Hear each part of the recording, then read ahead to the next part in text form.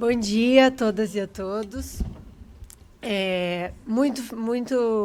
Uma honra enorme, uma alegria muito grande estar aqui. Eu queria começar, então, agradecendo o convite da Ana Cláudia, da Concarf, da BDF, em nome da professora Bettina, da Daniele Brigagão e do Felipe Renault também. Muito feliz de estar aqui nessa mesa com pessoas tão admiráveis e que a gente que quando está começando assim tem referências, estar aqui nessa mesa com tantas referências é uma honra enorme. Como a gente já está um pouquinho atrasado, para não estender mais, eu vou apresentar então os integrantes da mesa e em seguida passar a palavra à professora Luciana. Então, a gente está aqui com a professora Vanessa, vou falar na ordem, né? A professora Andressa Pegoraro Tomazella, a professora Vanessa Bulara, o professor Roberto Quiroga, a professora Luciana Galhardo e o professor Pablo Fernandes. A professora Luciana, que vai ser a nossa primeira palestrante, ela é conselheira da BDF, mestre pela USP, autora do livro Rateio de Despesas, Direito Tributário, trabalha, né, com consultoria, assessoria, planejamento tributário, enfim, vai nos brindar com os seus conhecimentos. Muito obrigada, professora Luciana, pela presença, e a palavra é sua, fica à vontade. Então, eu vou falar lá. Tá. Fica mais fácil. Acho que o passador de slide... Dá para ouvir bem, será? Você tem que pegar o Não sei se está ligado só o microfone. Não, acho que não. Aí. Bom dia, dá para ouvir bem? Acho Também que... ainda não. A gente tem que pagar com a mão? Aí já dificultou, né? Bom dia, estão me ouvindo bem, será? Sim. Então, tá bom. Bom, em primeiro lugar, muito obrigada pelo convite, pela BDF, por essa iniciativa. Nós estamos realmente em período de reforma tributária, então, tudo aquilo que a gente puder discutir, trazer de novidades, etc., acho que é sempre muito bom. Nós estamos dando uma grande virada em relação ao nosso sistema tributário. Então, acho que é importante a gente ter espaços para discutir sempre temas relevantes, tá? Queria agradecer também meus queridos amigos na mesa, especialmente o Quiroga, que somos amigos de muitos anos, né? Então, não tantos, não posso falar quantos, mas estamos aqui sempre unidos, se não é aqui, é no CARF. Bom, eu vou falar sobre um tema, que eu só falo desse tema, não sei porque não me convidam para falar de outro assunto, mas eu vou falar sobre cost sharing, que foi um tema, para mim, sempre muito... Onde que está? Ah, sim, desculpa. Vamos ver se... Aqui. É um tema muito interessante que foi objeto do meu mestrado no Largo São Francisco, na época o professor Gerd Rothman, que foi meu orientador, e, em decorrência desse mestrado, que foi um tema na época novo, eu acabei fazendo um livro sobre o assunto. Então, até é um sucesso editorial, mas eu peguei 2 para trazer aqui e depois eu distribuo para quem tiver interesse, porque realmente é um tema que não tinha sido muito explorado quando eu escrevi. A gente já está na 3ª edição e, assim, vamos sempre falando sobre esse assunto, tá? Mas como é que começou realmente o conceito de cost sharing e esse tema? Na verdade, em 1990, quando ainda eu era estagiária do escritório Pinheiro Neto, eu sou sócia hoje, a Arthur Andersen, que era uma grande empresa de auditoria americana, ela tinha um centro de treinamento de auditores na cidade de St. Charles, em Illinois. E ela procurou o escritório porque todo gasto relacionado a esse centro de treinamento era incorrido pela empresa americana. A empresa americana tinha todos os imóveis, os gastos, os professores, o material e etc. E ela dava aula para todos os auditores ao longo do mundo da Arthur Andersen. Não sei se vocês sabem, mas ela foi uma das maiores empresas de auditoria dos Estados Unidos e mundial também. E aí ela buscava que esse centro de treinamento pudesse ter as suas despesas repartidas por todos aqueles que se beneficiavam desses centros de treinamento e desse curso. Então, ela procurou o escritório porque queria fazer um contrato de rateio, foi, acho que, o primeiro contrato de rateio e compartilhamento que eu me lembro, onde ela queria dividir entre as diversas empresas, da Arthur Andersen, aqueles custos incorridos por cada uma delas. E assim foi feito, aquele contrato foi elaborado, E, na ocasião, não havia o que se falar em registro em nenhum órgão, mas, na época, existia o INPI. Então, nós nos preocupamos em... Perdão. Nós nos preocupamos em levar esse tipo de contrato ao INPI para que o INPI fizesse o registro ou não. Na época, o que o INPI registrava? Contratos de compartilhamento de custos e despesas que chegassem à obtenção de novas tecnologias. Porque o INPI queria garantir que aqueles valores seriam efetivamente controlados e que, se as partes contribuíram para a obtenção de uma nova tecnologia, não fazia sentido, ao final, elas pagarem royalties sobre isso. Então, o controle do INPI era isso: quem era o dono da tecnologia, e se você contribuiu para ela, não há que se falar em registro ou pagamento de royalty a posteriori. Essa era a função do INPI. Hoje, contratos dessa natureza nem são mais averbáveis no INPI, que depois, acho que até de muito tempo, deixou de averbar, acho que após 97. Então, por quê? Porque são contratos que, na sua essência, eles não envolvem a transferência de tecnologia nenhuma. Pura e simplesmente eu quero dividir despesas. Então, eu não tenho que levar registro para controle de transferência de tecnologia. Eles não envolvem nem mesmo uma onerosidade. Acho que essa é a característica maior de contratos dessa natureza. Tá? Então, quando... Acho que é para cá. Em linhas gerais, o contrato funciona dessa maneira. Você escolhe um centro de custos, esse centro de custos começa a desenvolver trabalhos de back-office que possam beneficiar todo um grupo econômico. Acho que essa é a grande vantagem. Através de uma economia de escala, de aprimoramento de funções, você centraliza num determinado centro, para que não faz sentido, por exemplo, você ter um diretor financeiro para cada empresa do grupo, ou então ter uma área de marketing para cada empresa do grupo, ou uma área de RH para cada empresa do grupo. Então, eu centralizo num determinada empresa, o RH, as finanças, o back-office, a parte administrativa, e rateio entre todas as empresas que se beneficiam dessa esfera administrativa, essas despesas. Essa é a essência do contrato de cost-sharing. Né? Então, pela sua natureza, a gente sempre defendeu que contratos como esses não deveriam estar sujeitos a tributação nenhuma. Então, o ineditismo foi isso. E por quê? Porque o intuito maior não é ganhar dinheiro ou preço, ou renda, ou lucro nessas atividades. O grande objetivo dessas atividades, obviamente, é você ganhar por escala, é você permitir que o grupo econômico ganhe, mas não o lucro daquela própria operação. Então, a partir daí, como não há uma remuneração envolvida nesses trabalhos, não havia que se falar em nenhuma espécie de tributação. O que eu quero é saber como eu aloco essa despesa para cada empresa que, de alguma maneira, se beneficiou com esses gastos. Acho que essa é a grande função.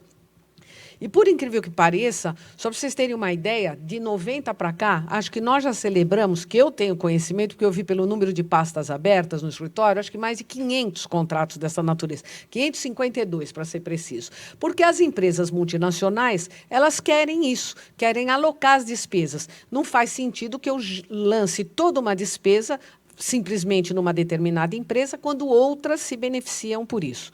E, ao longo desses anos, uma série de mudanças foram mantidas. Critérios de alocação. Antigamente, a gente usava o critério direto. Com o tempo, se percebeu que talvez o critério indireto seria um dos melhores. E assim foi indo, até que toda essa legislação foi mais adaptada ao que a gente tem feito. Tá? Então, em linhas gerais, são essas as remessas. Então, o grande desafio hoje é saber como é que eu trato essa ida e vinda de dinheiro entre as partes, porque eu estou ressarcindo despesas de quem incorreu num primeiro momento.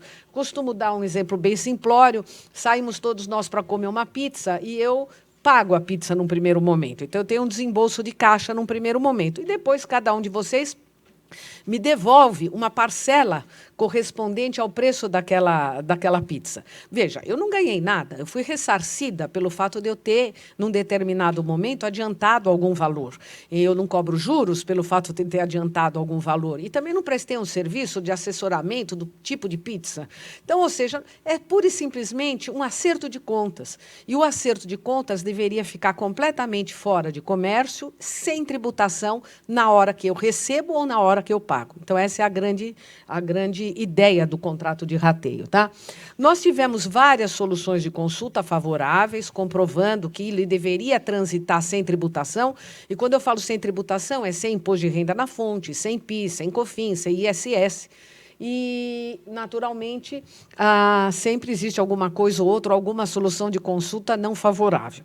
Mas a sua essência, como eles são contratos fora do comércio, eles não deveriam realmente estar sujeitos a tributação alguma. Tivemos a oportunidade de discutir o tema no CARF, fomos felizes algumas vezes, nem tanto. Esperamos que a felicidade se prorrogue, né, com essas novas conselheiras que estão presentes ao CARF, porque uma das grandes decisões foi uma decisão do Banco Itaú. Vocês sabem, o Banco Itaú tem inúmeras empresas no Brasil e ela vai fazendo essas alocações, esses cost sharings, esses rateios de despesa entre todas. A empresa de valores mobiliários, a Itaú Corretora, a Itaú Imobiliária e assim por diante. Então, esse acerto de contas circula por todas elas sem tributação. E o CARF reconheceu isso numa decisão muito boa, há muitos anos atrás, onde ele dizia que efetivamente eu não tinha nenhuma hipótese de acréscimo patrimonial, eu não estou tratando do objeto principal do banco, que são atividades secundárias, são atividades meio, eu estou, na verdade, cuidando de alocar essas despesas e dividir despesas, e não há que se falar em receita ou fins econômicos nenhum em relação a isso, tá? Justamente por serem atividades fora do comércio. Mas também tivemos duas decisões contrárias, e, para piorar, uma é meu cliente, que foi a Arcos Dourados. Quer dizer, não é fácil, vamos tentar reverter em algum momento. A Arcos Dourados é a McDonald's do Brasil, e ela tem um contrato de rateio com uma empresa argentina que faz, não sei se vocês sabem, o McDonald's era empresa americana e foi comprada por empresa argentina, e então hoje toda a América Latina é detida pela Arcos Dourados, né, que ela entende que são os Arcos Dourados do McDonald's. E quando ela fez o contrato de rateio, que era na Argentina, na remessa dessas despesas para o exterior, o fisco exigiu o imposto de renda na fonte. E nós defendemos que não há que se falar em imposto de renda na fonte, porque se eu estou devolvendo uma despesa e ressarcindo alguém, não tem acréscimo patrimonial nenhum. É que nem o cheque que eu recebi da minha pizza. Eu não ganhei nada, eu só fui ressarcida. Então, não haveria que se falar em imposto de renda nessa remessa para o exterior. Então, a grande discussão é essa, que, infelizmente, não foi muito bem no CARF, mas ainda temos a Câmara Superior na esperança de reverter. E outra também decisão, a meu ver, equivocada, foi a decisão desse caso da Gama, onde também o fisco entende que isso deveria ser uma receita para quem recebe.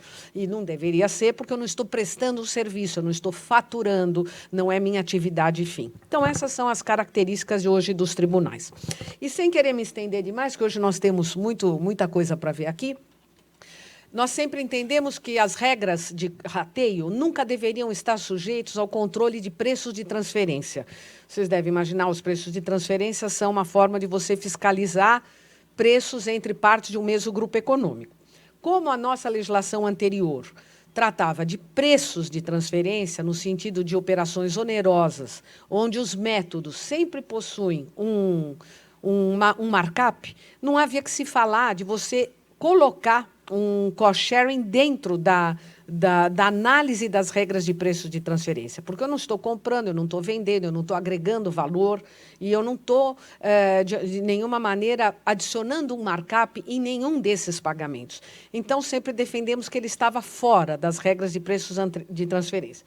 Como agora as regras de preço de transferência mudaram, Nós passamos, a partir desse ano, as novas regras estão sujeitas a um outro conceito, nós estamos saindo daquelas margens fixas e aqueles métodos determinados, e agora nós temos que provar que, quando eu negocio com parte de um mesmo grupo econômico, eu estou em condições arm's length, né? Que é aquela distância de um braço, aquela imparcialidade. Eu estou sendo imparcial. Eu pratico com alguém do meu grupo econômico o mesmo distanciamento que eu praticaria com um terceiro. Só que as novas regras de preço de transferência, ainda que elas tenham esse grau de subjetividade, que antes era objetivo, margens fixas, e agora nós temos que provar o padrão arm's length, o que existe é que, de fato, subjetivo ou não, eu estou no caminho da onerosidade, ou seja, eu estou no caminho da compra e venda, eu estou no caminho da transferência, eu estou no caminho de preço. Daí o nome preço de transferência. Então, continuamos a defender que os contratos de cost-sharing não deveriam estar sujeitos a esse dispositivo, a essa nova legislação. A legislação, a lei, ela traz regras específicas para serviços. Claro que eu posso prestar serviço para alguém de um grupo econômico, mas quando eu presto esse serviço com finalidade principal, digamos assim, que eu sou minha atividade principal, e eu faturo, aí, obviamente, eu estou sujeito da regra de preços de transferência. O meu objetivo, ganhar lucro naquela prestação de serviço. Mas, quando eu estou numa operação acessória de rateio, eu não tenho esse intuito, então não há por que ser classificado pela legislação como serviços intragrupo. A legislação trouxe também o conceito de contratos de centros de custos compartilhados, mas é aquela função inicial de as partes se unem para compartilhar despesas para a obtenção de uma nova tecnologia, o que também não seria o contrato puro e simples de back-office.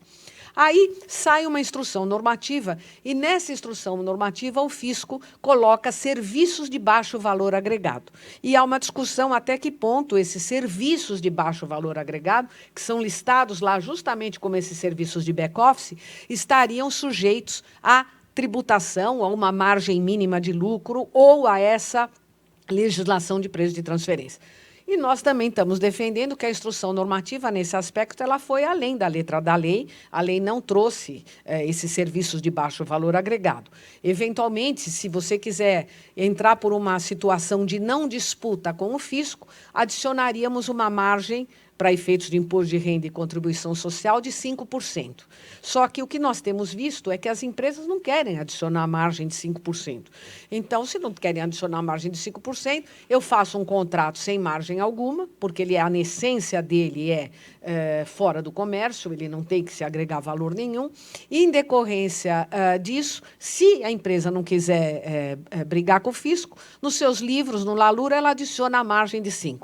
Mas, do contrário, ela teria argumentos jurídicos para brigar por isso, na medida em que isso não consta da legislação e eu não estou tratando efetivamente do conceito amplo de venda e de preços de transferência, né?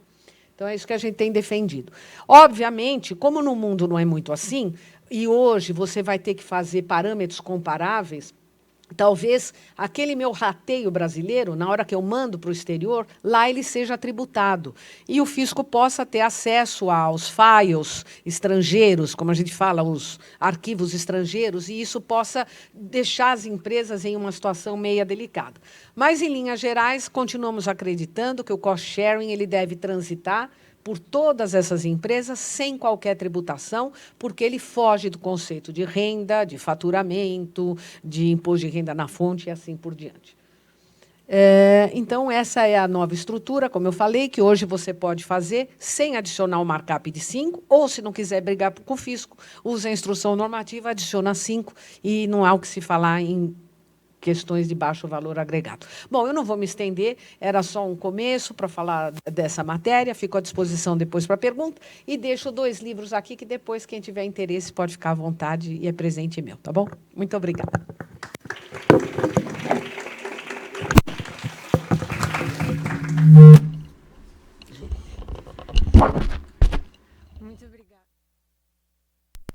Muito obrigada, professora Luciana. Foi ótimo, é um assunto realmente muito interessante. E agora, com a reforma tributária, também a gente tem que ficar atentos, porque eles é fácil de considerar uma operação onerosa e já é.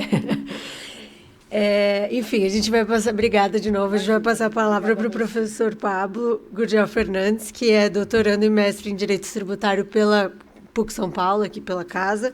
É coordenador do IBET Natal e advogado e professor. Obrigada, professor Pablo. A palavra está com você.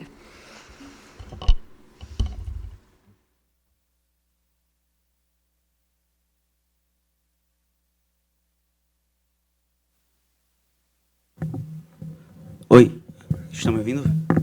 Bom dia a todos e todas. É com muita honra que eu recebi ontem o convite da professora Ana Cláudia, que eu tive o prazer de conhecer há 3 anos em Brasília, na Jornada de Direito Tributário, promovida pelo Conselho da Justiça Federal. E, desde então, nós, enfim, estreitamos os laços. Eu pude acompanhar esse projeto, que é um projeto muito profícuo, que vem rodando o Brasil inteiro, aproximando as discussões do CARF da sociedade. E, inclusive, teremos a alegria de sediar uma edição do ACONCARF itinerante em Natal, no dia 30 de agosto. E seria uma alegria contar com alguns de vocês por lá também. Gostaria de esclarecer que, de fato, tentarei substituir o professor Robson, que na realidade é insubstituível, mas pelo menos nós ambos somos potiguares, e inclusive eu combinei com ele, por causa dessa substituição, um incremento na minha PLR, né? A gente estabeleceu ontem um critério objetivo, factível, e o critério foi, pelo menos cumprir o tempo, falar por 15 minutos. Bem, a aferição é hoje, nós pactuamos ontem, então, creio eu que, em princípio, não teríamos maiores problemas, mas provisionaremos os recursos caso eventual contribuição previdenciária seja cobrada. Indo especificamente ao tema que me foi confiado, participação dos lucros e resultados, eu gostaria de dividir minha fala em 3 momentos, em 3 breves momentos. E assim que são muito fáceis de visualizar. PLR ontem, PLR hoje, PLR, o que poderá ser a PLR amanhã. O ontem, nós basicamente estabelecemos um recorte de 43 a 88, porque foi instituída em 43 na CLT, depois foi incorporada na Constituição de 46, no artigo 157, em seguida replicada na Constituição de 1967, no artigo 158, e até 1988, o que a doutrina majoritária compreendia é que essa parcela teria natureza remuneratória. Existia uma súmula do TST nesse sentido, salvo melhor juízo, a 251, e que até a súmula não era sempre aplicada, porque se buscava observar e traçar a distinção daquilo que seria, de fato, habitual ou não habitual. O fato foi que, em 1988, no artigo 7º, inciso 12, se incluiu como direito social do trabalhador a participação nos lucros ou resultados e assim, excepcionalmente, na própria gestão da empresa, nos termos definidos em lei. E é interessante que, quando nós lidamos com esse assunto, e naturalmente, para bem lidar com ele, nós temos que enveredar pelo direito do trabalho. Uma obra que me parece fundamental é a obra do professor Arnaldo Susequim, quando ele narra o contexto de discussões que levou à inclusão do inciso 12 ao artigo 7º da Constituição, e uma das finalidades era justamente a de desvincular essa parcela da remuneração. E, dentre outras razões, para fugir do caráter contraprestacional ordinário do vínculo empregatício e, assim, como outros doutrinadores também compreendem, imunizar esse valor da incidência da contribuição previdenciária, fugindo do 195 e servindo como estímulo para um incremento um incremento da economia daqueles empregados. Ocorre que pouco tempo depois, de 88 a 94, algumas empresas, ponto próprio, resolveram implementar os seus projetos e programas voltados à PLR, e em 1994 surgiu a medida provisória, que foi reeditada sucessivas vezes, e em 2001 desagou na lei 10.101, a 11.101 de falência e recuperação, a 10.101 especificamente. E se estabeleceram alguns critérios, só que, enfim, a discussão que surge em 94 só foi julgada pelo Supremo em 2014, 20 anos após a edição da medida provisória, e a discussão à época era, no final das contas, a União ela pode cobrar contribuição previdenciária sobre a PLR ou não? E esse período entre 88 e 1994, quando a medida provisória 794 foi instituída, como fica? E é interessante notar, especificamente, que isso só foi julgado em 2014, e até então nós tínhamos julgamentos da primeira e segunda turma do Supremo Tribunal Federal, e filiadas no sentido de que deveria incidir contribuição previdenciária. Esses entendimentos do Supremo passaram a ser replicados no âmbito do Superior Tribunal de Justiça, e em 2014, pela primeira vez, o Pleno do Supremo Tribunal Federal decide a questão, um recurso extraordinário vinculado ao tema, o tema de repercussão geral 344, e eu aconselho fortemente a leitura para aqueles que ainda não leram, certamente boa parte da plateia já o leu, mas eu vejo alunos de graduação e de especialização, do mestrado também, que certamente podem não ter lido ainda, e é muito didático, e algumas coisas me chamaram a atenção. A primeira delas, o fato de que eles sintetizam 3 propostas doutrinárias diferentes com relação ao inciso 7, ou ao inciso 12 do artigo 7º. A primeira, quando a Constituição falou ao fim do período, nos termos de lei, no final das contas veiculou uma prescrição meramente, uma prescrição que não seria autoaplicável, que dependeria de uma regulamentação infralegal, uma regulamentação por inteiro infralegal. E aí a margem de liberdade do legislador infraconstitucional seria muito ampla. Uma segunda vertente doutrinária que estabeleceu um meio termo, no sentido de afirmar que, quando a Constituição fala participação dos lucros ou resultado desvinculada da remuneração, nós estaríamos expressamente diante de um mandamento constitucional que quis apartar essa verba do conceito contraprestacional próprio da folha de salário e outras remunerações habituais a que o empregado pode fazer jus. E uma terceira vertente que afirmaria que, na realidade, a disposição era auto-aplicável, não precisaria de regulamentação, porque caráter excepcional. Para estabelecer uma forma, um procedimento, seria uma legislação meramente adjetiva, e 2, para disciplinar os meios para que, excepcionalmente, os empregados pudessem participar da gestão da empresa. O fato foi que, nessa discussão, de um lado, uma interpretação que conduziria, em um primeiro momento, para uma imunidade, e, do outro lado, na realidade, para uma maior margem de liberdade de conformação do legislador infraconstitucional para disciplinar isso como simples isenção, acabou prevalecendo no Supremo, naquela ocasião, que dizia respeito a uma discussão relativa à medida provisória de 1994, mas só foi julgado depois, de que os ganhos habituais a qualquer título deveriam integrar o salário de contribuição nos termos em que disciplinasse a legislação. Então, nós lidávamos com a interpretação do inciso 12 do artigo 7º, com o 195 da Constituição e o que prevaleceu, o parágrafo 11 do artigo 201 da Constituição. Naturalmente, diante daquele cenário, isso continuou a ser, esse entendimento continuou a ser replicado. Então, até o presente momento, o que nós temos é a jurisprudência tratando a intributabilidade do PLR nos termos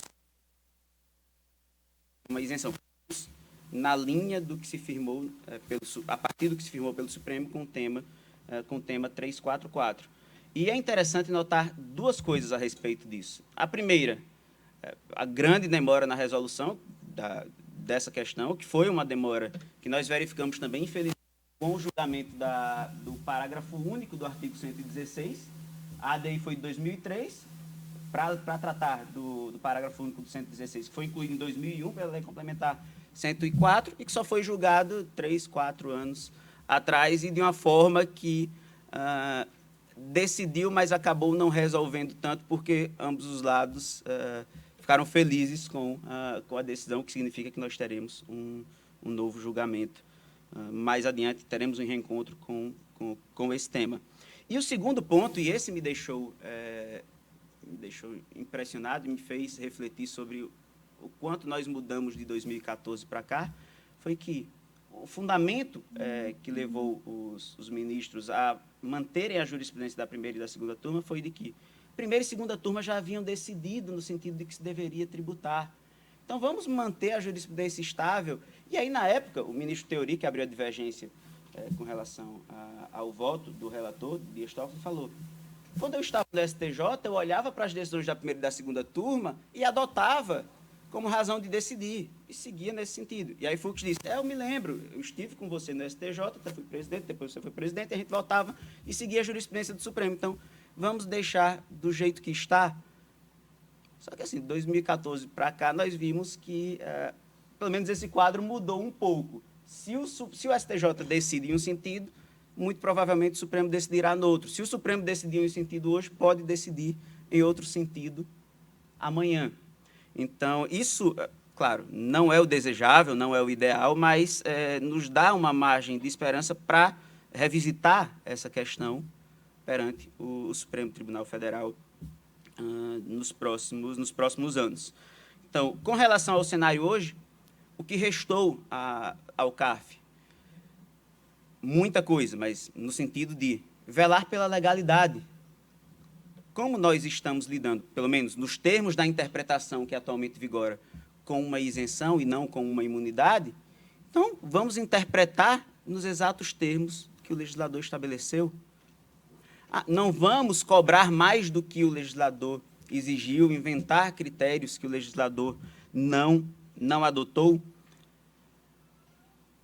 O acordo deve ser prévio ao período de aferição, mas vamos deixar para que a própria pessoa jurídica defina qual será o seu período de aferição, quantos e quais critérios vamos seguir a lei tão somente naquilo que ela exige, mas, por exemplo, nós temos acórdãos da relatoria da conselheira Ana Cláudia, no sentido de que, analisando autuações específicas que exigiam que a empresa estabelecesse critérios únicos para todos os seus setores. E o que a doutora Ana Cláudia decidiu? A lei não exige isso. Na realidade, eu tenho uma empresa com diversos setores e nada mais salutar do que eu, na qualidade de gestor, claro, e de forma acordada com a comissão de empregados, com o sindicato, que eu possa estabelecer metas específicas e critérios específicos de avaliação para cada um dos setores da minha empresa. Então, nesse sentido, um papel muito relevante que o CARF vem desempenhando é o de velar pela legalidade, no sentido de não exigir nada mais, nada menos do que está previsto em lei. Agora, quando nós olhamos para amanhã, eu vinha, na verdade, desde ontem à noite que eu venho refletindo sobre isso, eu pensei, como nós podemos melhorar esse cenário atual e incrementar a segurança jurídica para amanhã, enfim, para o futuro, e para um futuro próximo. Primeiro deles, recentemente foi editada uma súmula relativa à PLR, e eu particularmente sou um entusiasta das súmulas, mas das súmulas elaboradas pelo CARF, que é um órgão jurisdicional técnico e que deve, em meu sentir, na maior medida possível, sumular os critérios correntes que vêm sendo utilizados para dirimir a questão, no sentido de orientar a sociedade, orientar os agentes econômicos e reduzir os riscos de atuação, muito embora nós não possamos, enfim, extirpá-los. Nós bem sabemos que, atualmente, não há uma vinculação imediata dos auditores fiscais a esse respeito, mas três fatores devem ser cumulados à simulação. Primeiro, garantir que as alterações, que as revogações e alterações de entendimento daquilo que foi simulado, de fato, só se apliquem para os fatos geradores, para os eventuais fatos geradores posteriores à alteração. Está aí tudo bem. Segundo, aperfeiçoar a regulamentação e a utilização da técnica da distinção. Nós vimos em um passado recente que alguns problemas surgiram, alguns ruídos surgiram com relação às distinções no âmbito do CARF, mas, dessa forma, de um lado, nós garantiríamos segurança para o contribuinte, simulando as orientações, e, do outro lado, nós resguardaríamos uma maior margem de maleabilidade para a realização da justiça do caso concreto, e o CARF, como nenhum outro órgão jurisdicional, se detém muito e analisa muito profundamente as nuances fáticas de cada um dos casos que lhes são submetidos ao julgamento. Além dessas medidas, que eu acredito que avigorariam a segurança jurídica no âmbito do CARF, nós teríamos duas outras vertentes. E com essas eu encerro a minha participação. A primeira delas, se no presente momento nós estamos lidando com isenção, pelo menos nos termos da interpretação que vigora no Supremo Tribunal Federal até o presente momento, e vem sendo replicado no âmbito do Superior Tribunal de Justiça, então vamos trabalhar, vamos batalhar e vamos atuar diretamente no Legislativo. Vamos apresentar propostas de alteração, que certamente virão depois dessa fase de regulamentação da reforma, voltando especificamente para a tributação da folha, para a tributação da folha de salários. E algo simples já poderia trazer um resultado positivo bem interessante. O de definir o que seria habitualidade, pelo menos. Se eu fui contratado, a minha primeira PLR que eu recebi de uma determinada entidade pode ser considerado um pagamento habitual, pelo menos a primeira. Mas se depois, todo ano, eu bato meta, satisfaço aqueles critérios, sou bem avaliado, tudo bem, mas a primeira poderia ser considerada habitual ou não. Enfim, é algo que pode ser solucionado tanto pela via interpretativa, mas pela via legislativa eu acredito que já traria um resultado benéfico. E, por fim, creio eu que nós teremos, se a legislação permanecer do jeito que está, em breve uma nova discussão no âmbito do Supremo Tribunal a esse respeito. E por que eu falo isso? Recentemente foi julgado o caso da VEG, no Superior Tribunal de Justiça. É interessante que, nesse caso específico, o próprio Superior Tribunal de Justiça decidiu mandar para o Supremo. E aí o que o Supremo analisou? Não, isso daqui é uma questão simplesmente infraconstitucional, então devolveu os autos para o Superior Tribunal de Justiça. Até porque, infelizmente, cada vez mais o Superior Tribunal de Justiça está receoso de tomar decisões mais inovadoras, justamente pelo fato de que, não raras vezes, se ele decide em um sentido, o Supremo finda por decidir em outro, que eu diga texto de férias, IRCS sobre taxa Selic na repetição de indébito e outros tantos termos. Inclusive, no passado, o Superior Tribunal de Justiça ele acolhia arguições de constitucionalidade com maior frequência. Foi assim com 45 e 46 da 8.213. Foi assim também com a tese dos 5+5, mas depois o Supremo julgou novamente no mesmo sentido, mas pelo menos para modular de uma forma diversa.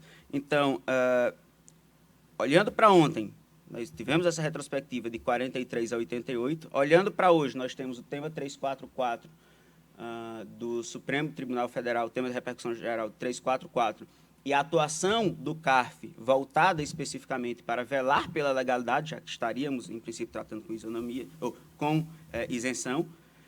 E, olhando para amanhã, nós temos algumas variáveis que nos trazem algumas esperanças. Simulação no âmbito do CARF com os temperamentos,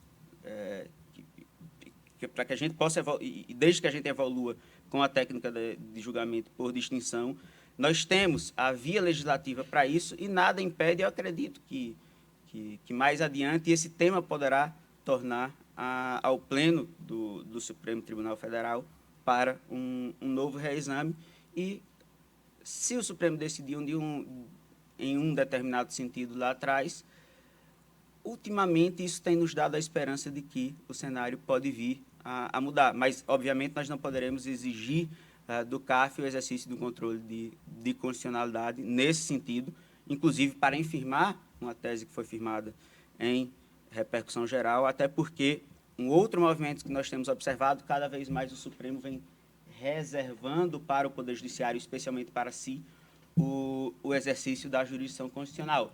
Tanto que vem revendo o entendimento de que os tribunais de contas, até bem pouco tempo, poderiam exercer controle de constitucionalidade. Agora o Supremo revisitou essa súmula e até mesmo decisões do CNJ vêm sendo ora anuladas, ora suspensas, ora reformadas pelo Supremo, quando afirma que a ele compete dar a última palavra em matéria constitucional. Mas, enfim, eram essas as considerações e depois eu pegarei o nome de 2, 3 testemunhas para, pelo menos, comprovar que eu cumpri o meu prazo e cobrar o aumento da PLR para Robson Maia. Enfim, agradeço a todos a atenção e até uma próxima.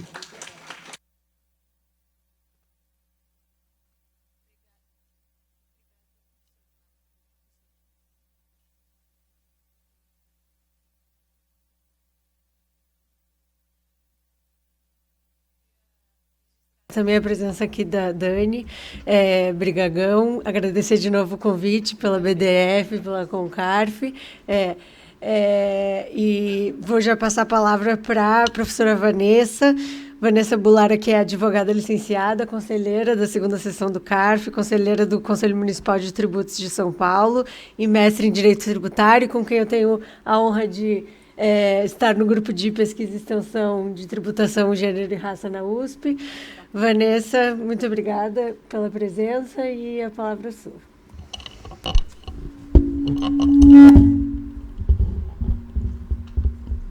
Bom dia a todos. Eu que agradeço. Eu peço licença, eu vou falar daqui. Só precisava, acho que, do passador. Vocês estão me ouvindo? Sim. Bom, eu agradeço o convite, agradeço aí a Concarf, na pessoa da Ana Cláudia. É um evento de super sucesso que ela está fazendo em todo o Brasil. E especialmente em São Paulo, esses 2 dias, a quantidade de pessoas e os ilustres aí palestrantes, é uma honra para mim estar sentada aqui. Muito mais aprendendo do que, acredito eu, proporcionando aí os novos debates. Queria também agradecer a BDF, na pessoa da Daniele Brigagão, pela oportunidade e pela organização do evento, que está maravilhoso. Bom, o meu tema é sobre CARF e pejotização. Então, na verdade, eu vou trazer alguns pontos mais como debate e reflexão, em razão aí de grandes mudanças que têm ocorrido. Eu não gostaria de ser redundante, nada, mas até considerando aí o alto nível aí dos participantes, mas alguns conceitos, por mais singelos aí que pareçam, peço desculpas, mas eu vou conceituar e esclarecer, porque acho que se fazem importantes. Para cá, né? Peraí. Aqui. Foi. Bom, então eu vou falar um pouquinho o que seria a pejotização, né? Do ponto de vista aí eu até utilizei o que está no site do Supremo como conceito de pejotização, que é encontrado aí em muitos votos do Supremo Tribunal. Pejotização consiste na contratação de um trabalhador subordinado como sócio ou titular de pessoa jurídica, visando a mascarar o vínculo empregatício por meio da formalização contratual autônoma, em fraude à relação de emprego. Daí se origina o neologismo pejotização, no sentido de transformar artificialmente o empregado em pessoa jurídica. Então, na verdade, ao invés, né, da pessoa ser tributada como se pessoa física fosse, ela constitui aí uma empresa e, como sócia ou titular, um empresário individual, ela acaba tendo os rendimentos ali tributados na pessoa jurídica como forma de mitigar a tributação, mas não no sentido de fazer planejamento tributário dentro da legalidade, e sim utilizando aí a artificialidade, a simulação, uma interposta pessoa. Porque nós sabemos, não há nenhum problema aí em fazer planejamento tributário, em economizar tributo, desde que você tenha aí a substância, a essência, a legalidade, né? Bom, com o advento da Lei 11.196 de 2005, o artigo 129 trouxe aí a possibilidade de algumas atividades específicas fossem tributadas na forma aí de pessoa jurídica. Então, para fins fiscais e previdenciários, a prestação de serviços intelectuais, inclusive os de natureza científica, artística ou cultural, em caráter personalíssimo ou não, com ou sem a designação de quaisquer obrigações a sócios ou empregados da sociedade prestadora de serviços, quando por esta realizada, se sujeita tão somente à legislação aplicável às pessoas jurídicas. Sem prejuízo, obviamente, dessa aplicação do Código Civil, se houvesse o quê? Abuso pelo uso. Então, do ponto de vista da legalidade, havendo coerência, consistência, enfim, substância, não haveria problema nenhum para esses tipos de atividades. E, inclusive, por conta desse artigo, houve aí o ajuizamento de uma ADC junto ao Supremo, que é a ADC 66, que acabou reconhecendo a constitucionalidade desse artigo, transitou em julgado em 2021. Então, reconheceu-se, não, esse artigo 129 ele é constitucional, especificamente aí no que diz respeito a atividades intelectuais, de natureza científica, artística, cultural, não há problema nenhum. A gente vê que existem muitos casos, alguns casos, né, que inclusive são julgados no âmbito do CARF, que discutem esse tipo de forma de tributação, como, por exemplo, casos de atletas. Eu não vou adentrar aí a casos específicos, até por conta do tempo, mas casos de jogadores de futebol, que recebem aí a remuneração por pessoa jurídica, guardadas as qualificações, né? Se é remuneração de prestação de serviço, se é remuneração de direito de imagem, enfim. Casos de artistas, né? A gente vê noticiado aí na mídia, na internet, de artistas de emissoras conhecidas, né? Que recebem a remuneração via pessoa jurídica e são autuados porque é considerado, não, isso daí deveria ter sido pago na pessoa física, tem a contribuição previdenciária, o imposto de renda retido na fonte, enfim. Mas existe esse artigo 129 que dá a guarida aí para que, né, seja feita a tributação e tratamento de pessoa jurídica. Bom, deixa eu só passar aqui. Apesar disso, há muitos questionamentos, inclusive diretamente no Supremo. Eu trago aí como exemplo essa ação de descumprimento de preceito fundamental, a ADC 48, a 3991, e inclusive esse tema 725, que ainda não transitou em julgado. As acima que eu mencionei já transitaram, mas o tema 725 ainda não, que apesar de hoje o assunto aqui da mesa ser pejotização, eles tratam de terceirização de atividade de fim. Então, é interessante também destacar que há uma certa confusão nos próprios votos do Supremo. Não é uma crítica que eu faço, mas é uma observação importante, até porque o objeto aqui do tema e da questão do CARF não diz respeito a entrar na questão de norma trabalhista, tá? Nem podemos, mas sim do tributário, mas existe aí uma certa confusão nos votos, que entra no mérito de falar terceirização da atividade fim versus pejotização. E são dois institutos diferentes. Então, essas ADPF, ADC, ADI que eu comentei, apesar de tratarem de terceirização de atividade fim, elas são utilizadas como fundamento, inclusive, para a questão da pejotização, que transitaram em julgado e que reconhecem que não tem problema nenhum você receber a remuneração via pessoa jurídica, não havendo abuso, enfim. Salvo exceção do tema 725, que ainda não transitou em julgado. E o caso da ADI 5625, que aí realmente não trata de terceirização, e sim especificamente de pejotização, tá? Aplicado aí aos salões de beleza, que permite que a remuneração, enfim, os valores sejam recebidos e tributados na forma de pessoa jurídica, não havendo nenhuma ilegalidade. Bom, por que eu estou dizendo isso? Acho que o CARF, enquanto instituição, que, como bem disse o professor Pablo, é um tribunal administrativo, tá, que está subordinado aí ao Poder Executivo e que ele tem que fazer o controle de legalidade. Ele não tem autonomia para reconhecer inconstitucionalidades, constitucionalidades, ele tem que fazer o controle de legalidade, a aplicação da lei e ponto, né? Esse é o limite, inclusive, aí dos conselheiros. E, partindo disso, existe aí, dependendo aí das operações, né, que ocorrem, uma análise aí das situações fáticas e de prova, se há abuso, se não há abuso, há o reconhecimento aí pela autoridade fiscal, que eventualmente faz a lavratura dos autos de infração por falta de recolhimento de contribuições previdenciárias, inclusive de imposto de renda retido na fonte, quando desconsidera aí essa pessoa jurídica, por ter sido colocada como interposta pessoa, enfim, e reconhecendo o que deve ser tributado na pessoa física.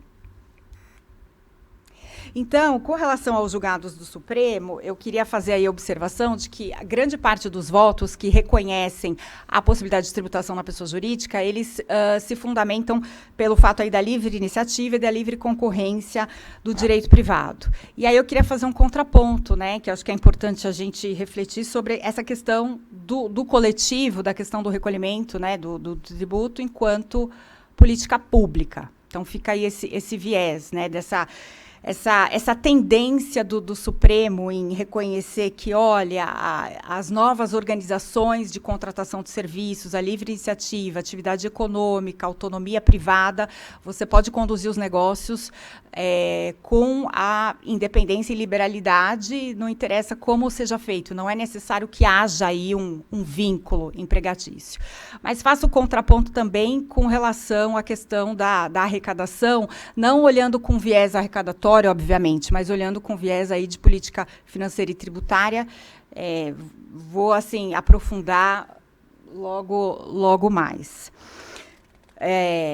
Bom, existe uma ADPF em andamento, que é a ADPF, né, Ação de Descumprimento de Preceito Fundamental 606, em trâmite, que foi proposta pela Confederação, pela CNA, ajuizada contra os atos fiscalizatórios justamente dos auditores fiscais do trabalho, que são subordinados ao Ministério da Economia. Por quê? Porque hoje, quando eles fazem a autuação, eles verificam, né, diante dos fatos, né, dos atos e da comprovação ali encontrada, eles autuam e falam, olha, eu reconheço aqui que há um vínculo, não necessariamente empregatício, porque você pode estar pagando autônomo, que não tem vínculo empregatício, mas há uma relação da pessoa jurídica pagando um segurado, pessoa física. E, portanto, se houver uma simulação, reconheço que houve simulação, faço a autuação e cobro aí as contribuições previdenciárias, o imposto de renda retido na fonte. Bom, essa ADPF, ela está em tramitação porque eles ajuizaram no sentido de que querem que o Supremo reconheça que o auditor fiscal do trabalho ele não tem competência para reconhecer ou não reconhecer relação, desconstituir ou constituir relação de vínculo trabalhista. E isso é uma competência exclusiva da Justiça do Trabalho. Esse caso está concluso com o relator, que é o ministro Gilmar Mendes, desde março de 2020, continua até então conclusos, e fica aí a indagação, os reflexos, obviamente, da questão nos processos tributários. A minha minha indagação, né, meu ponto aí de debate hoje, na verdade, do meu ponto de vista, né, os auditores eles não reconhecem vínculo, desconstituem vínculo, como narra-se aí na ADPF e como se requer o pronunciamento do Supremo. Mas, a bem da verdade, a autoridade fiscal, quando faz a fiscalização, ela vai fazer a verificação, né, do que acontece ali, da verdade material. Que, inclusive, assim, numa segunda instância, eu sou conselheira do CARF, falando aí dos casos reais, né, que existem. O que nós vemos quando julgamos aí o recurso voluntário?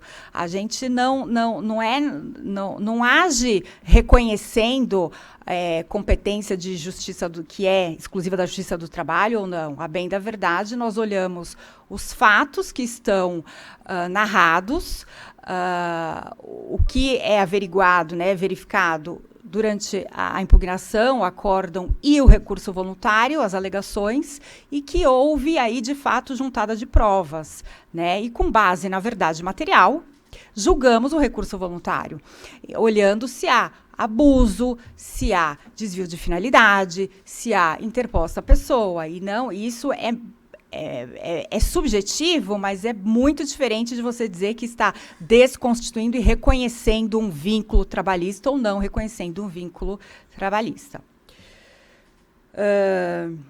Eu queria também mencionar um caso interessante que foi noticiado nas mídias, né, na internet esse ano, e que realmente, assim, até eu lendo a internet falei, nossa, deixa eu olhar e trazer aí como debate, porque eu mesma eu estava até no curso lá de extensão, e quem auxilia lá, o professor Heleno, esqueci o nome dela, acho que é Helena, ela até sentada lá virou e falou, nossa, nunca vi isso, como pode o Supremo desconstituir uma decisão do CARF e tal? E aí eu falei, nossa, deixa eu olhar e trouxe aqui para debate, porque vou explicar para vocês o que aconteceu, porque realmente a gente olha e fala, nossa, a gente está falando de segurança jurídica, né? O professor Pablo comentou muito aí a questão de segurança jurídica, a gente está agora em época de reforma tributária e talvez estejamos caminhando para um caminho assim, estamos perseguindo, quanto mais segurança jurídica, parece que menos segurança jurídica temos, né? Mas, enfim,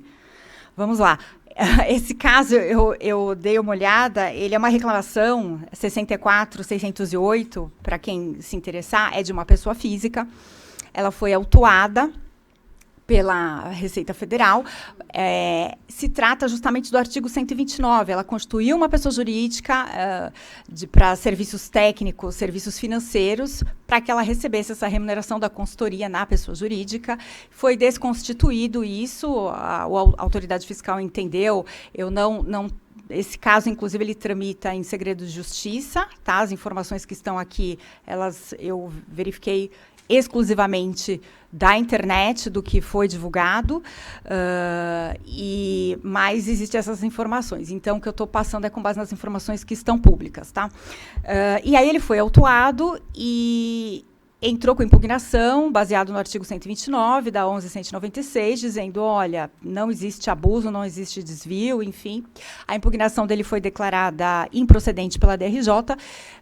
Acho que foi em paralelo que ele interpôs o recurso voluntário, que ainda não foi julgado, esse caso não foi finalizado, e ele entrou com uma reclamação diretamente no Supremo, cujo relator é o ministro Alexandre de Moraes, que recebeu os autos, né, de novo, não tive acesso aos autos, mas do voto aí do ministro Alexandre de Moraes, ele, verificando aí o que foi narrado, o que foi comprovado, ele entendeu por cassar, né, a decisão dele foi, julgo procedente o pedido, de forma que seja cassado o acórdão impugnado, proferido pela DRJ, para, desde logo, julgar procedente a impugnação apreciada nos autos do processo, tal. Inclusive, lá na internet tem o número do processo. Então, é uma situação interessante, porque, na verdade, o Supremo, agindo com os poderes, né, de apreciar as reclamações constitucionais,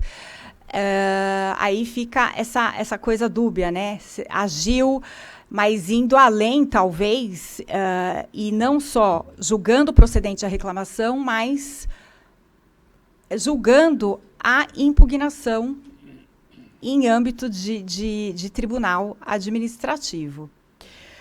Bom, o caso não se encerrou.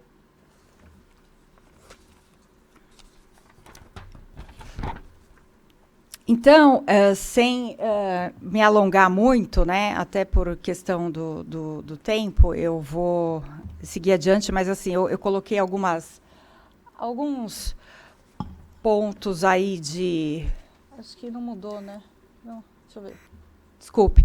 Até assim, eu quis fazer alguns destaques. Por exemplo, do ponto de vista do CARF, acho que é importante a gente ter alguns pontos de atenção aí para debate e reflexão. Então, nós temos, no caso da DPF 606, que foi ajuizada justamente contra esses atos fiscalizatórios aí dos... só um minutinho que eu... Espera aí que não está aqui na hora. Desculpa, acho que estou indo para trás, né? Desculpe, estava indo para trás. Então, nesse caso aí do acórdão da DRJ, eles alegam que teria contrariado as decisões do Supremo, do qual o Tribunal Administrativo CARF estaria vinculado.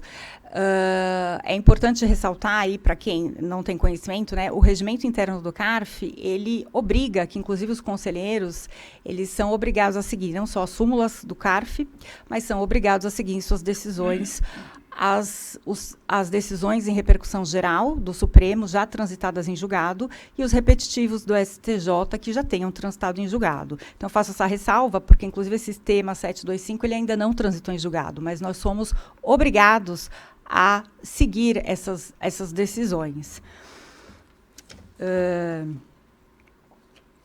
Bom, eu não vou me estender muito, mas eu trago alguns julgados aí adiante que falam sobre a questão da pejotização, são acórdãos do CARF. Eu estou indo para trás, gente. Vamos lá. Desculpe aí a falta. E esses julgados... eles têm casos de ambas as situações, que reconhece a legalidade da tributação, ok, e outros que desconstituem aí a pejotização, porque reconhecem que há um abuso na forma da tributação. Então, tudo é casuístico, vai caso a caso, dependendo da matéria fática e do ônus de comprovação aí do contribuinte, né?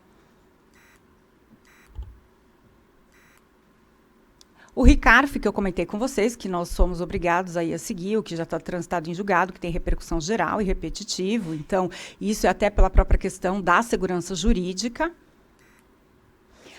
Há muitas notícias que saíram recentemente do segundo semestre do final do ano 2023 para cá, nesse sentido, e a gente vê um movimento muito grande do Supremo, no sentido de desconstituir, mas muito pautado na questão da iniciativa privada, da forma de se fazer negócios, e muito pouco, ou quase nada, olhando para esse viés do tributo, né, da questão da arrecadação, que é um viés que a gente tem que olhar, a gente não pode... fechar os olhos, né? Inclusive agora que a gente está falando de reforma tributária, que a gente está falando de déficit, enfim, a gente tem que ter esse olhar não só da autonomia privada, da forma de constituir os negócios, de olhar a questão trabalhista, por exemplo, que é uma nova forma de se fazer negócios de trabalho, mas olhar a questão tributária, a questão da política fiscal, a questão do orçamento público. Então, na verdade, assim, o mote aí do meu debate é muito mais olhar isso, fica essa reflexão, essa abordagem, né, da política financeira do orçamento. Não adianta a gente só reconhecer novas formas de se fazer negócios e deixar de lado a questão do como que eu vou ficar, né, nessa arrecadação previdenciária, porque do imposto de renda, se eu pejotizo, eu acabo recolhendo o imposto, ok, de outra forma, seja como lucro presumido, tudo bem, fazendo planejamento, mas acho que a questão previdenciária é uma questão bastante forte e a gente tem que olhar aí, não pode negar a necessidade de arrecadar, não no sentido de arrecadar, mas no sentido de você manter aí um orçamento público para fazer frente às demandas sociais. Enfim, eu agradeço novamente, desculpe aí se foi muito complexo, mas acho que ficam os debates aí para a gente refletir, né? Obrigada novamente.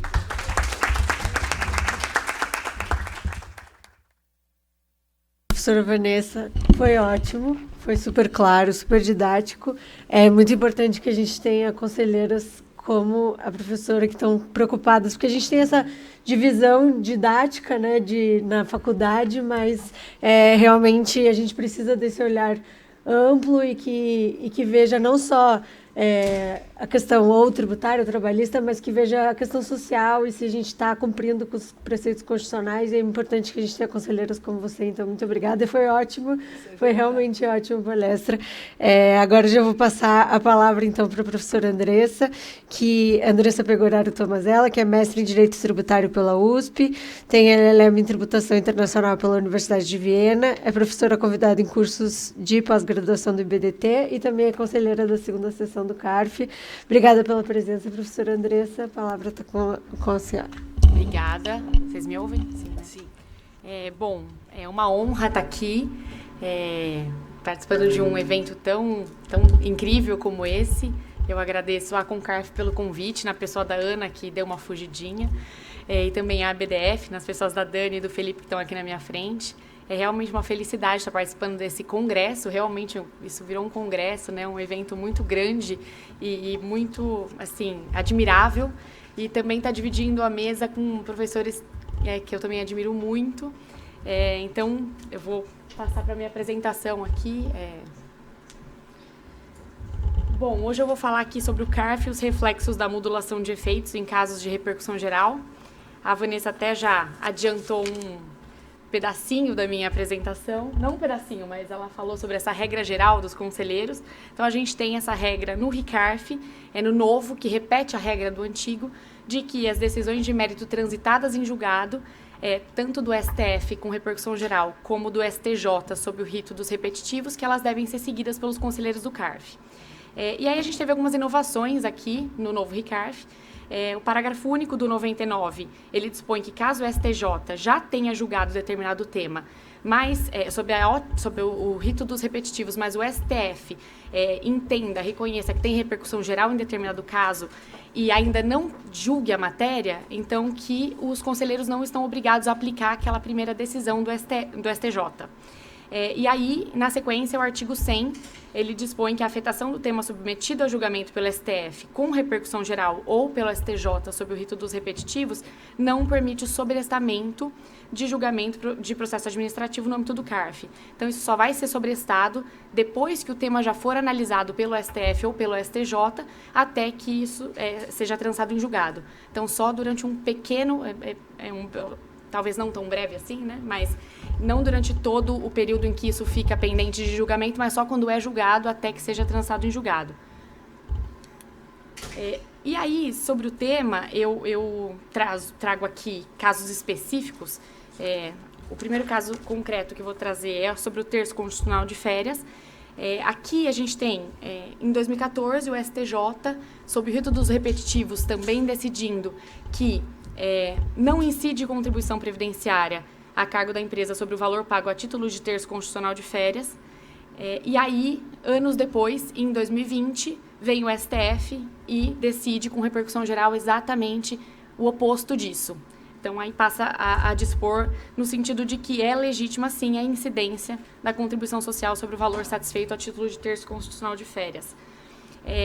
Aí, em 2023, o ministro André Mendonça, antes que fossem julgados os embargos de declaração sobre o tema, sobre a modulação dos efeitos daquele acórdão, ele determinou a suspensão dos processos judiciais e também dos administrativos, inclusive os que tramitavam no CARF, e aí até que fosse decidida, então, a questão sobre a modulação dos efeitos. E aí agora, há um mês e meio atrás, em 12 de junho de 2024, o STF veio e decidiu, nos embargos de declaração, que aquela decisão, aquele acórdão só valeria a partir de 15 de setembro de 2020, que é a data da publicação da ata do acórdão que analisou o mérito. Então, modulou os efeitos assim. E aqui, o ministro André Mendonça, muito acertadamente, sobrestou os processos administrativos também, além dos judiciais.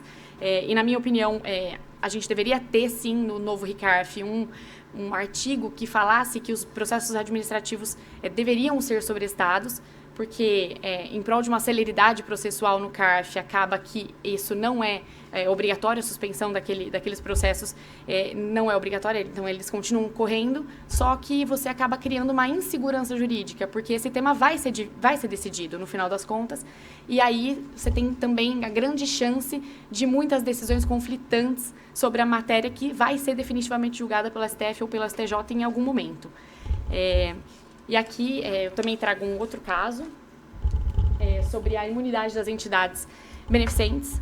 Então, aqui também, em fevereiro de 2017, o STF julgou também com repercussão geral o recurso extraordinário 566622 e declarou a inconstitucionalidade do artigo 55 da Lei 8212 de 91, o artigo completo, ele declarou inconstitucional, com a conclusão de que os requisitos para o gozo da imunidade pelas entidades beneficentes eram aqueles requisitos previstos no artigo 14 do CTN, que então, a exigência de lei complementar. Aí, em dezembro de 2017, o STF, ao julgar os embargos, ele determinou que é constitucional o inciso 2º do artigo 55 da 8212, determinando, então, que o SEBAS deveria ser exigido para aquele gozo daquela imunidade. Então, também modificando o acórdão anteriormente proferido. Aí, em março de 2020, a ADI 4480 foi julgada, também sobre a mesma matéria, e foi declarada a inconstitucionalidade de alguns artigos. E aí, esses dispositivos que foram declarados inconstitucionais, eles indicavam que apenas após a concessão do SEBAS haveria o direito à imunidade, e eles foram, então, declarados inconstitucionais pelo STF. E aí, aqui a gente também tem, então, uma nova decisão, no sentido de que a entidade ela será considerada imune a partir do momento em que cumprir os requisitos do 14 mesmo, e não a partir do momento da concessão desse SEBAS.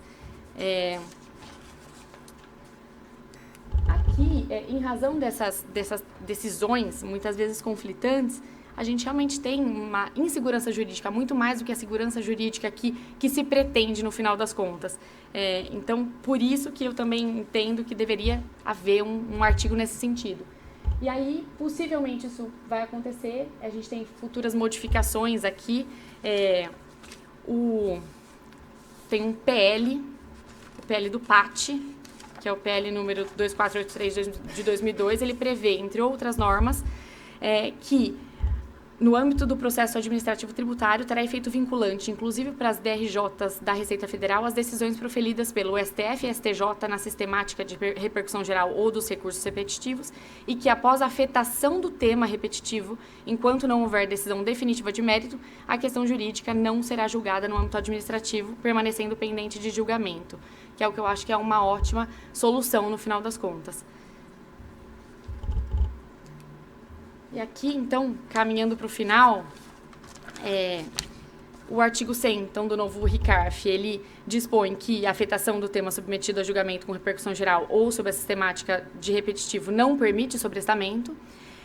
No âmbito do CARF, então, só vai ser sobrestado os processos administrativos se houver uma decisão judicial nesse sentido e não automaticamente. Só que quando você pretende ou adota um sistema de precedentes, ele tem que servir como garantia, coerência, unidade das soluções jurídicas, com o objetivo de conceder isonomia e segurança jurídica, inclusive no sentido de evitar decisões conflitantes. Então, se você não sobrestar esses processos administrativos, é possível e até provável que muitas decisões conflitantes sejam proferidas durante esse período, e é um período de espera, em que o tema vai, de fato, ser decidido definitivamente no STJ ou no STF. Então, na minha opinião, seria uma forma de garantir a segurança jurídica, mesmo que não se tenha a celeridade processual que se pretende, mas é uma forma de evitar decisões conflitantes e de garantir a segurança jurídica, esse sobrestamento dos processos administrativos. A aplicação de entendimentos consolidados no Poder Judiciário pelos órgãos da administração evita também que a mesma demanda seja discutida no processo administrativo e, posteriormente, no âmbito judicial. Porque se eu tive uma decisão de STF ou STJ que foi diferente daquela que eu obtive no CARF nesse meio tempo, eu vou ter que ir para o judiciário para eventualmente, ter uma solução para o meu caso concreto. É isso. Eu agradeço mais uma vez pela participação. Foi um prazer. Muito obrigada.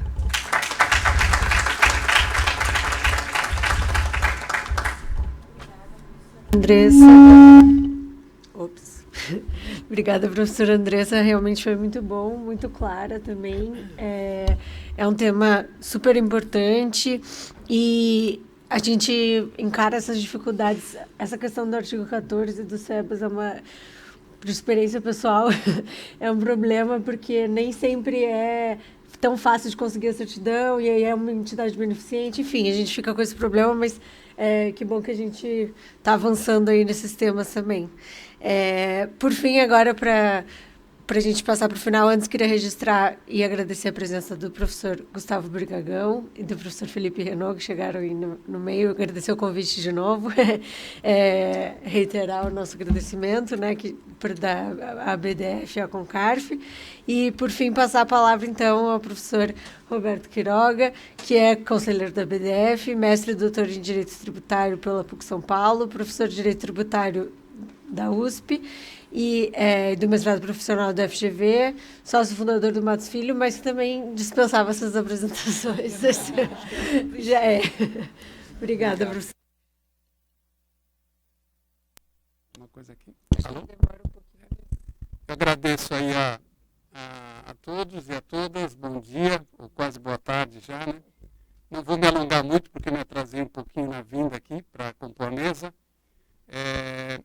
E fiquei feliz, também super feliz de participar de um encontro como esse, né, de um congresso como esse, porque realmente, como advogado militante no CARF, eu realmente hoje, tem horas que eu até sei se eu não sei se eu resido em Brasília ou se eu resido em São Paulo, uma vez que eu fico muito lá no CARF, mas eu fiquei muito feliz de ver esse encontro entre conselheiros, né, advocacia pública, advocacia privada, né? Ontem nós tivemos a Annelise, a Procuradoria da Fazenda aqui presente, e também muito feliz de ver tantas conselheiras aqui, né? Um público feminino muito importante para nós.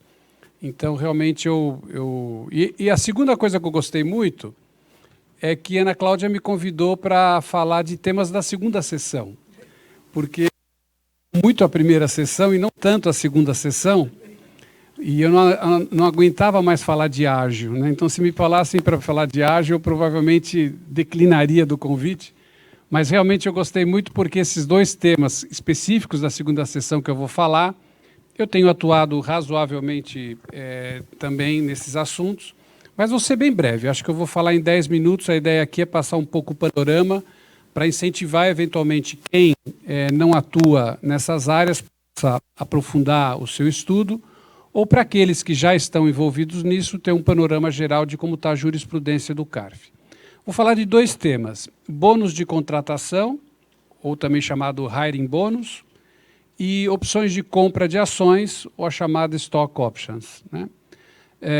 São temas que vêm sendo discutidos numa sessão do CARF, que é até conhecida mais pelos advogados que militam lá, um pouquinho mais fiscalista, né, entre nós, advogados que estamos lá no dia a dia. Tem também assim um ranking, né, entre quem é mais fiscalista, quem é mais liberal, né? Mas o tema, obviamente, ele é um tema jurídico e que traz aí consequências bem interessantes. Então, primeiro falar do hiring bônus, ou do bônus de contratação. Para aquelas pessoas que não estão tão afeitas a isso, o que é? Forma de atrair talentos, né, pessoas do mercado. Uma empresa contrata, ela identifica alguém para trazer para a sua empresa e, sabedora de que os salários e toda a remuneração pode não ser tão atrativa, ela paga na frente um valor, o passe, vamos dizer assim, como se fosse um passe para esse profissional, que é o chamado bônus de contratação. Então, na verdade, esse tema tem sido discutido, não é uma coisa tão comum, na área do mercado financeiro é mais comum, em algumas áreas específicas, agora de tecnologia também é muito comum, e basicamente se discute, ó, é um pagamento eventual ou é um pagamento de contrato de trabalho, né? Se for um pagamento eventual, como a gente sabe, na área previdenciária, nós não temos reflexos nesse sentido. Oi? Esse aqui, melhor. Alô, alô. Então, se for um pagamento eventual, como todo pagamento eventual, não tem reflexos previdenciários. Se for considerado um pagamento relacionado ou atrelado ao contrato de trabalho, teria natureza salarial. Então, basicamente, é isso que se discute. E algumas características nesse sentido. Os temas no CARF hoje, basicamente, o hiring bônus ou bônus de contratação tem sido julgado na sua grande totalidade, na sua grande maioria, por voto de qualidade. Então, em alguns casos, até por maioria favorável à posição do fisco de que ele tem natureza salarial, né?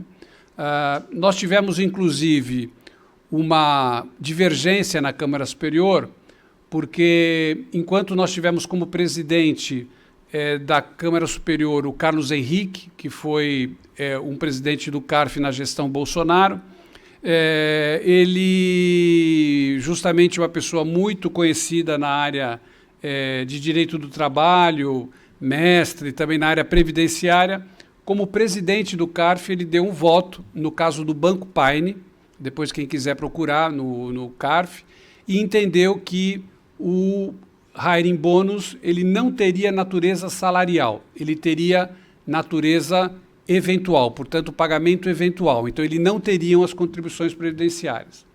Mas logo após a saída dele do CARF, né, nós tivemos aí o doutor Higino como presidente, mas na segunda sessão outros presidentes, já mudou a jurisprudência e hoje nós temos basicamente um empate. Então, hoje vem se entendendo de que o bônus de contratação teria uma natureza atrelada ao contrato de trabalho e, portanto, ele seria passível de incidência das contribuições previdenciárias.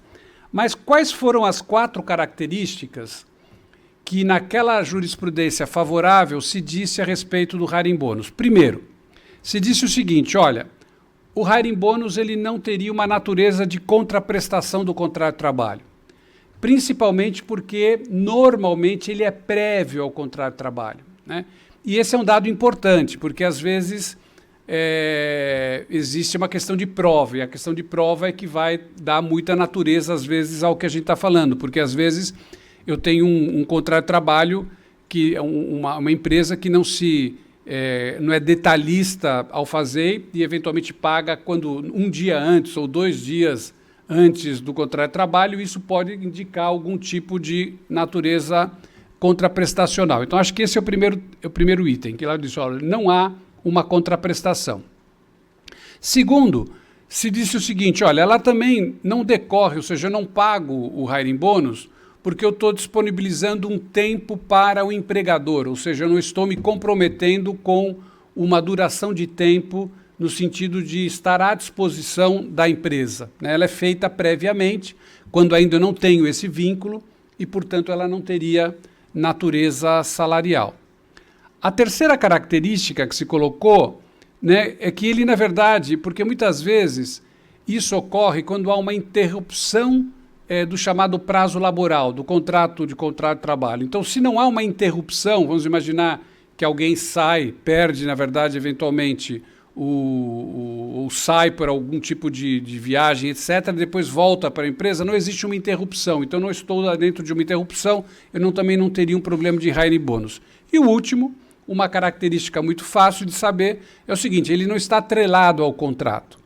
É claro que, normalmente, o hiring bônus sempre tem uma cláusula dizendo o seguinte, se você sair, você tem que devolver, se você não ficar 6 meses, você paga 30% do que eu recebi. Então, claro, todas essas matérias casuísticas, elas podem ser eventualmente discutidas caso a caso para se saber e se provar a natureza efetivamente contratual de contrato de trabalho do hiring bônus ou não. Então, O hiring bônus é isso, sendo bastante singelo na explicação, um pagamento feito de forma prévia ao contrato de trabalho, portanto, um critério de análise seria um pagamento eventual, sendo pagamento eventual, não teríamos as contribuições previdenciárias.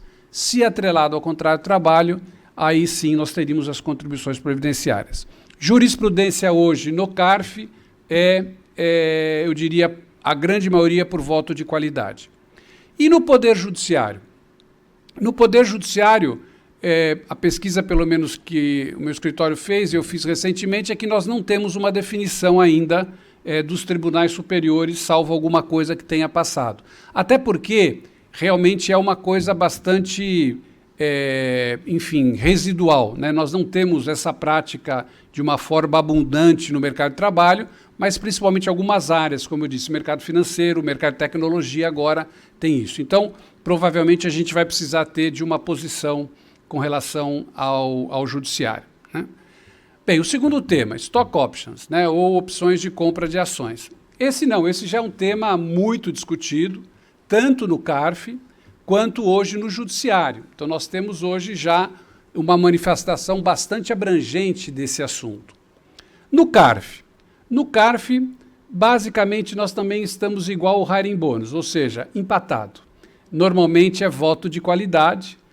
Nós tivemos alguns casos no início das autuações de stock options, onde o fisco acabou errando na autuação. Ele autuou base de cálculo diferente, fato gerador diferente, e ele perdeu vários assuntos. Um caso icônico para quem quiser procurar é um caso da B3, da Bolsa Balcão Brasil, né, que é a antiga Bolsa de Valores, onde, na verdade, houve uma autuação de base de cálculo e fato gerador equivocada.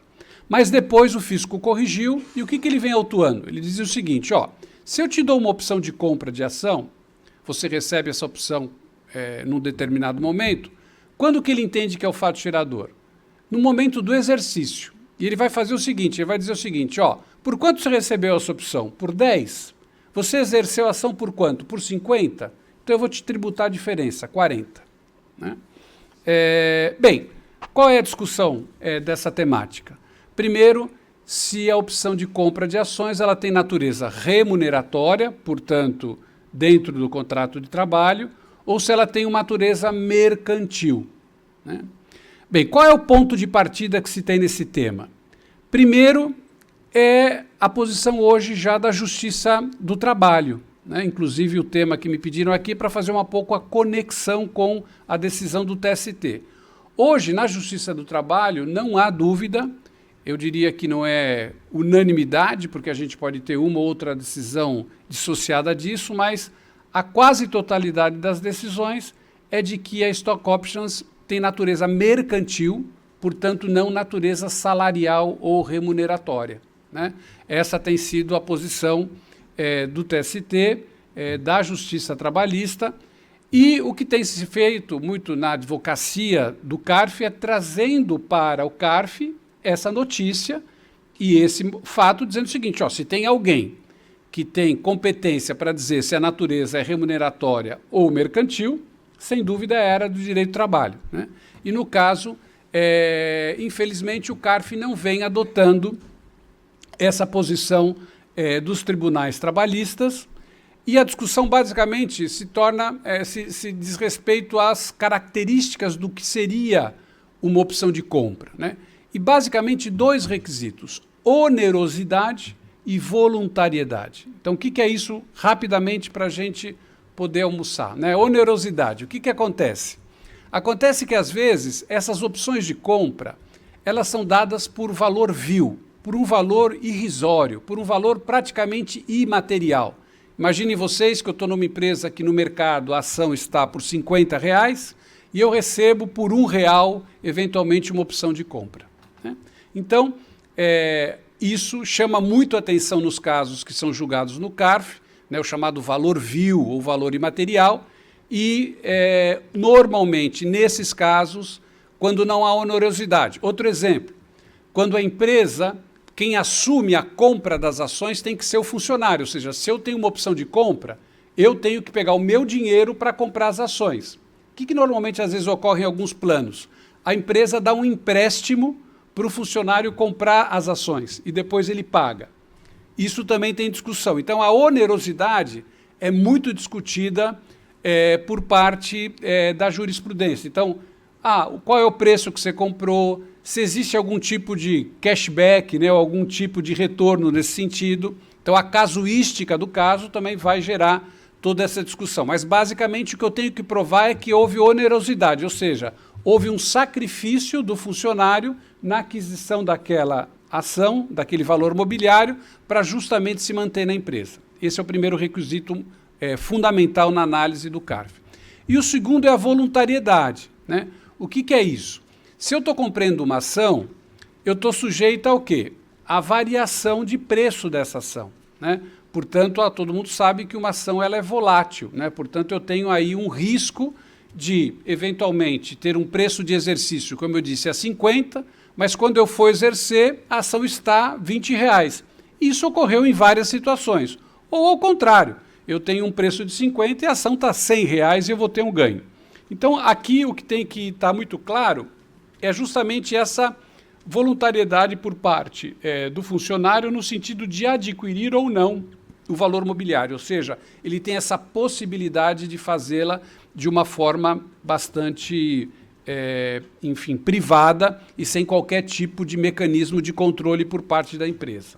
Então, basicamente, o CARF que tem visto é isso. Mas, assim, o que a gente pode dizer é que no CARF permanece muito a visão por voto de qualidade e um voto de qualidade realmente de bancada, né? Porque pode ter o voto de qualidade onde você tem um voto do fisco e um voto, eventualmente, de um contribuinte. Eu estava conversando com o Guilherme Adolfo, teve um caso que foi julgado agora na Câmara Superior, de transfer pricing, em que estava todo mundo votando por bancada, né? Então, doutor Edeli votou com o fisco, Tozelli com o contribuinte, aí o Guilherme Adolfo votou favorável ao contribuinte. Nossa, aquela festa do advogado, vou ganhar, não sei o quê. Aí o último voto do Jandir, que é do contribuinte, para quem não sabe, eu sei os nomes, né? O Jandir vota contra, vota com o fisco, ele perde por voto de qualidade, mas com voto invertido, né? É aquela coisa que tem que realmente, assim, falar, não era meu dia de sorte esse daqui, né? Realmente não era para levar, né? E teve esse caso, mas normalmente o voto de qualidade do Stock Options tem sido dado por bancada. Então a gente tem basicamente os votos dos conselheiros dos contribuintes e os votos dos conselheiros do fisco, né? Agora, e no judiciário? No judiciário é bem diferente, né? No judiciário, eu diria que hoje, eu até tenho aqui uma pesquisa do escritório que a gente cuida disso, mais de 80% das decisões do judiciário são favoráveis aos contribuintes, no sentido de entender que o Stock Options, salvo alguma exceção pela questão de caso, alguma coisa muito específica, mais de 80% entende de que tem natureza mercantil e não natureza laboral ou remuneratória, né?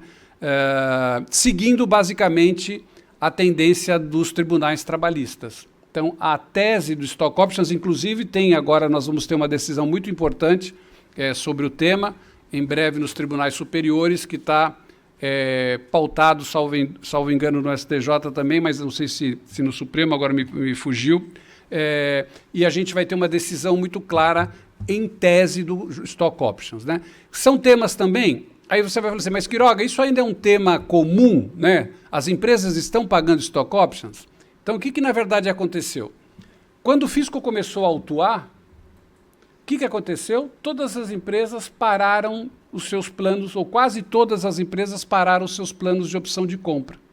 E agora tem uma coisa chamada compra de ações, que é uma coisa específica. Então, assim, as empresas deixaram de fazer stock options para fazer um outro mecanismo de retenção de talentos, né? O que se imagina? Se eventualmente os tribunais judiciais superiores derem favoravelmente ao contribuinte, a gente vai ter agora um retorno aos planos de opção de compra. Já o hiring bônus é residual, é realmente uma coisa residual e, portanto, eu acho que a matéria deve continuar nesse sentido. E o que a gente espera? Obviamente que o CARF, respeitando a posição que hoje, como eu disse, nos dois temas, basicamente voto de qualidade, né, o que nós temos, mas que, de uma certa forma, depois que a gente tem uma posição aí do judiciário, que, enfim, o CARF consiga aí, uniformizar, seguindo um pouco a linha do que o Judiciário vem mostrando.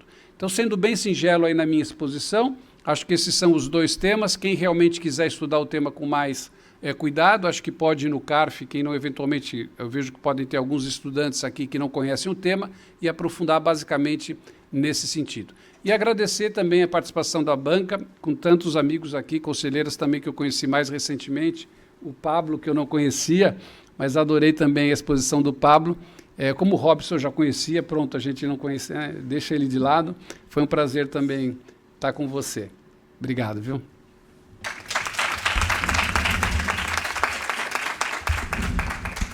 Obrigada, professor Quiroga, sempre uma honra ouvi-lo. Agora a gente também pode esperar se na reforma da renda alguma coisa venha prevista na aula do IBEST. A gente teve uma aula do IBEST de imposto de renda e a gente discutiu isso com o pessoal lá em Curitiba, que quem sabe venha já uma previsão das stock options aí na tributação fixa, ou enfim. Queria agradecer de novo a presença de todas e todos, agradecer os palestrantes, foi super engrandecedor, foi uma honra estar aqui, agradecer de novo o convite à BDF, à Concarf, à professora Ana Cláudia, Felipe, professor Brigagão, e declarar então encerrado o painel, que todo mundo a gente pode almoçar, e às 2 horas, é isso? Às 14 horas a gente volta para a parte da tarde. Obrigada.